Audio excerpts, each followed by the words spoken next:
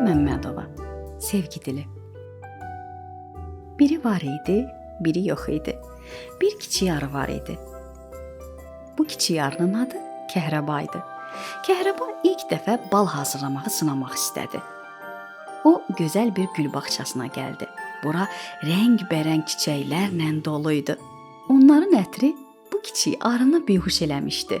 O çiçəkdən çiçəyə atlanırdı. Kəhrəba gülləri qoxlaya-qoxlaya bir çiçəyin üstündə yuxuya getdi. Beləcə bir neçə saat keçdi. Anası onu axtarmağa başladı, çünki Kəhrəba neçə saat idi ki, ortada yox idi. Ana arı çox qorxmuşdu. Birdən onu tapa bilməsə, başına bir iş gəlsə. Elə bu zaman bir kəpənəklə qarşılaşdı. Kəpənək onun narahat halını görüb dedi: "Sən kiçik arını axtarırsan? O bizim bağdadır. Gəl sənə göstərim." Onlar uçaraq böyük bir çiçəyin yanına gəldilər. Çiçək çox gözəl idi. O qədər gözəl rəngləri var idi ki, günəşin şüaları altında parıldayırdı. Arı gözünü ondan çəkə bilmirdi. "Sən nə qədər gözəl bir çiçəksən," dedi arı. Hər kəs belə deyir," deyə çiçək özündən razı bir şəkildə cavab verdi və Kəhrəbanı göstərib dedi: "Bu kiçik arını burdan aparın. Məni narahat eləyir." Əlbəttə, deyə arı cavab verdi. Amma bu gözəl çiçəyin davranışı onun xoşuna gəlməmişdi. O balasını oyandırdı. Kəhrəba gözlərini açdı və anasını gördüyünə çox sevindi. Onlar birlikdə gül bağını tərk eləmək istəyərkən bu gözəl çiçəyin yanında kiçik, solmuş başqa çiçək gördülər. Arı kəpənəyə gülü göstərib soruşdu: "Bu çiçəyə nə olub belə?" Kəpənək dedi: "Aylar öncə bu çiçək belə değildi. Çox gözəl idi. Amma onun bədbəxtliyi bu özündən razı böyük çiçəyin yanında bitməsi oldu. Gül bağçasına gələn hər kəsi məftun eləməyi bacaran bu böyük gül heç kimin bu kiçik gülə diqqət yetirməsinə imkan vermirdi. O da sevgisizlikdən və diqqətsizlikdən beləcə soldu. O çiçək sevgiyə və gözəl sözlərə həsrət qalıb." Kiçik arı bu söhbətləri diqqətlə dinləyirdi. Onlar evlərinə qayıtdılar.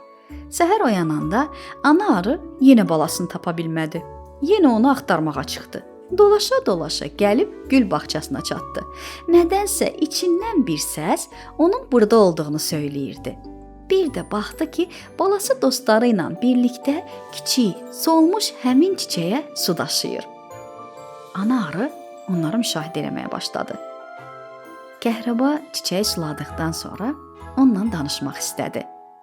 "Sən çox dəyərlisən. Niyə özünü belə gizlədirsən?" "Onsuz da mən heç kimə maraqlı deyiləm. Heç kim məni bəyənmir, sevmir," deyə kədərli-kədərli söyləndi çiçək. "Bax, gəl səndən dost olaq. Səni hər gün ziyarət eləyəcəyik. Səndən söhbət eləyəcəyik. Artıq özünü tək hiss eləməyəcəksən." "Yaxşı," dedi çiçək. Kəhrəba sözündə durdu.